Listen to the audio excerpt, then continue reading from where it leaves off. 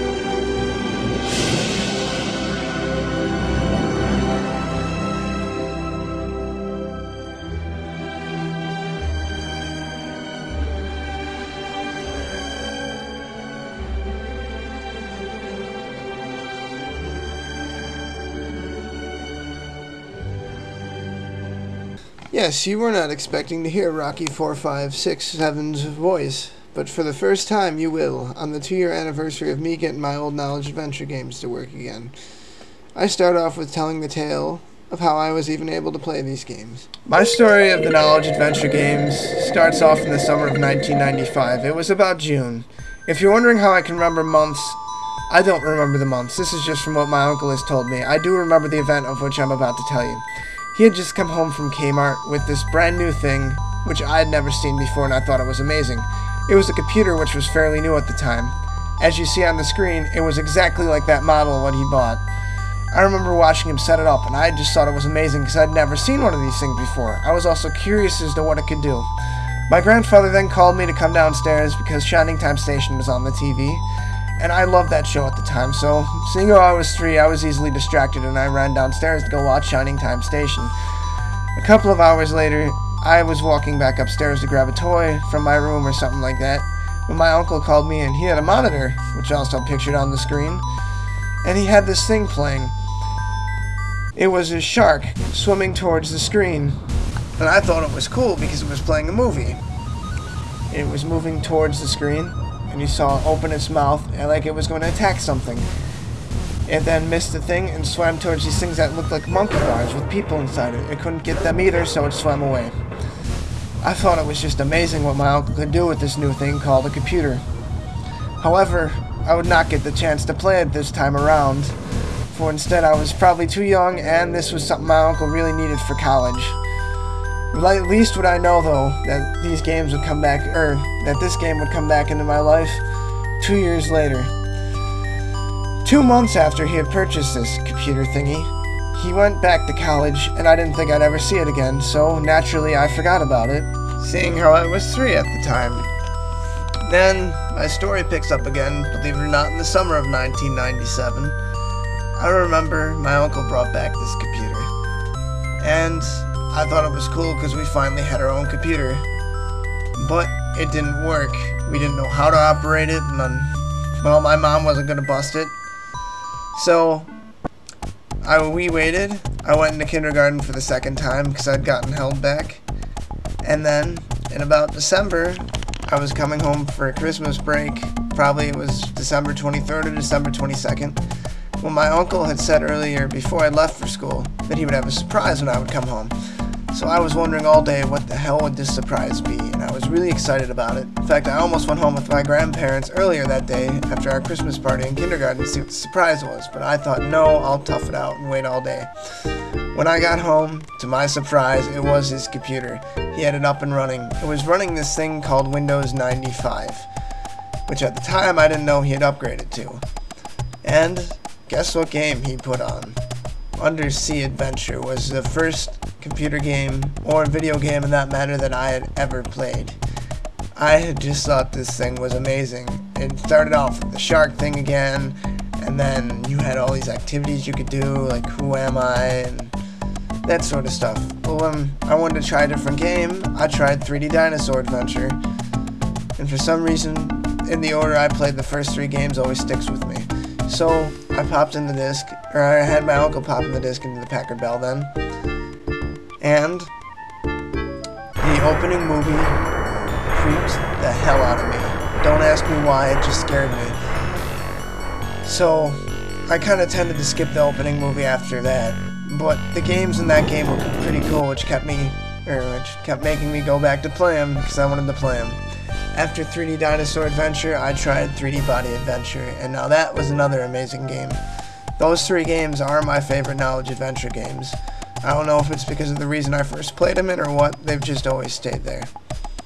I don't remember which order I played the other ones in, but I remember I had a lot of fun on that computer to the point where me and my mom were fighting who would use the computer. Yes, a 6-year-old and I forget how old she was at the time, were fighting over to use the computer. She wanted to use AOL, and I wanted to play my knowledge adventure games. My grandparents had fun dividing up time for how long we had for doing each. When I first started playing these knowledge adventure games, all I had was just the music. I didn't have any sound effects, I didn't have anyone talking. That's why at the beginning of 3D Dinosaur Adventure, whenever you'd click on an activity, when it would take the pause and the narrator would tell you where you were going, or when it would be explaining something in the reference center, or anywhere else in 3D Dinosaur Adventure, 3D Body Adventure, or any of the games in that matter, I always thought that the games were kind of controlled by a ghost, because the text would move and I wasn't clicking on it, and the music would kind of go down a little bit. So, one day I had actually gotten, this is about 1998 now, I had gotten the games to run with the sound, but of course my mom thought I'd screwed up the computer, so I never got the games to run with the sound again. How I'd done that was I went into the directories and I had done something to them. So anyways, moving past how I started playing the games, well, you see, like I had said earlier, my uncle had bought this computer back in 1995, 2 months before the release of Windows 95, with MS-DOS 6.2 and Windows for Workgroups 3.11, as I found out by reinstalling this on DOSBox a year ago. But, back to my point, it had a 386 processor, or 386 machine processor. Now, if you knew what that stuff was, then you knew that a Windows 95 didn't really run that well on it back then. My uncle always had to kind of be the new guy, and, well, I don't really blame him because he was trying to keep updated with college. But I really don't think he should have upgraded to Windows 95 because maybe the computer would have lasted longer. Well, we began to have problems after 2 months. The computer would slow, and my mom thought there was something wrong with it. We'd call up Kmart or Sears or whoever the hell my uncle bought it from. I want to say it was Kmart. We'd always have computer technicians running out to the house, and that's when I finally first found out the brand of computer it was, a Packard Bell. Yes, I'd finally learned how to pronounce it at 6 years old. So, we began having problems, like I'd said. We had the neighbor's kid come over, and we always had people running back and forth trying to help get this computer running. And it was about the summer of 1998 now. In fact, I would say it was the late summer, when the computer repair guy told my mom the only games I could play was Tonka Search and Rescue and Tonka Garage. Now, at this point, I was very devastated because I loved these games and they were kind of giving me an education in a way that school wasn't, because at that time, you know, school is just like introductory math, reading, and speech and all that other good crap. Well, I had just thought, yeah, I know it's dumb for me to say that I liked these games a lot, but I just thought I was getting a great education from these games, and I didn't want to have to lose them, and they said I would be able to play with them again when they got the computer up and running.